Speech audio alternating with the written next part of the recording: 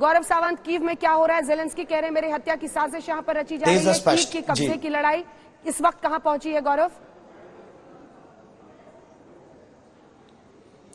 Kyiv की कब्जे की लड़ाई एक बहुत अहम मोड़ पर है इस समय। हालांकि कहा यह भी जा रहा है कि अभी क्योंकि बेलारूस में अगर बातचीत होगी तो क्या ये उस बड़े तूफान से पहले की आहट भर है, शांति है उस तूफान से पहले, ये देखना बहुत महत्वपूर्ण है अंजना। क्योंकि बीती रात एयर रेड सायरन्स तो जबरदस्त लगभग रात भर थे और अंदेशा था कि मिसाइलों से अटैक हो सकता है और मिसाइलों के अटैक के बाद ही रूस के टैंक आएंगे। लेकिन इस बीच यूक्रेन के जो आर्मी चीफ है, जो commander in chief of arm forces है, उन्होंने एक वीडियो जारी किया है फेसबुक पर और उन्होंने इस वीडियो में कहा है कि कैसे यूक्रेन ने अपने अनमैन्ड कॉम्बैट एरियल व्हीकल से, जो तुर्की से खरीदे गए थे, तो उन अनमैन्ड कॉम्बैट एरियल व्हीकल्स के जरिए उन्होंने रूस की एक मिसाइल सिस्टम को ध्वस्त कर दिया और रूस का एक जो कॉन्वॉय आ रहा था जिसमें टैंक और बख्तरबंद गाड़ियां और ब्रिज लेइंग टैंक्स थे, एक के बाद एक उनको ध्वस्त कर दिया। और उसके बाद यूक्रेन में यहां लोगों का मनोबल बिल्कुल 7वें आसमान पर है। जबरदस्त बढ़ा हुआ है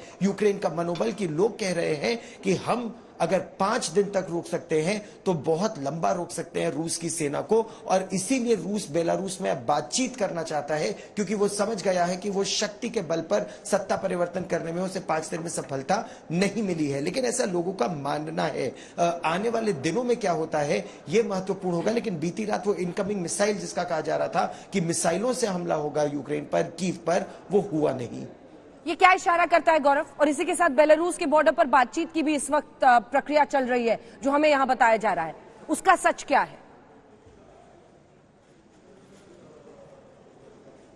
आपने बिल्कुल सही कहा अंजना। देखिए, मिसाइल अटैक क्यों नहीं हुआ, टैंकों से जो बीती रात बड़े हमले का अंदेशा था वो क्यों नहीं हुआ, इसकी एक बहुत बड़ी वजह यह भी हो सकती है कि 2014 के बाद से जिस तरह की ट्रेनिंग यूक्रेन की सेना ने ली है वो केवल उस शुतुरमुर्ग की तरह नहीं है कि जिसने अपना सिर रेत में दबा दिया हो। वो अनमैन्ड एरियल व्हीकल, मानव रहित टोही विमान लगातार आकाश में भेज रहे हैं और देख रहे हैं कि रूस का हमला किस तरफ से हो रहा है और उसके काउंटर मेजर पहले ही ले रहे हैं। यानी अगर उन्हें कहीं और टैंक लगाने हैं, अगर कहीं और उन्हें सरफेस टू एयर मिसाइल्स लेकर जानी है, वो पहले ही वहां पर उसको तैनात कर देते हैं।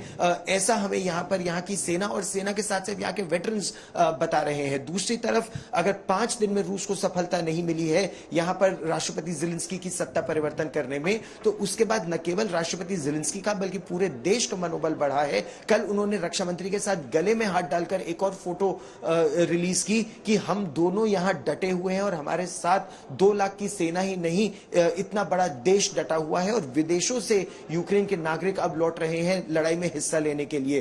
तो इनका प्रयास यही है कि ये लड़ाई को थोड़ा और खींचे और अगर ये लड़ाई और खींचेगी तो अंतरराष्ट्रीय दबाव रूस पर बनेगा कि सिविलियंस को नुकसान हो रहा है। अब आप रुके अंजना।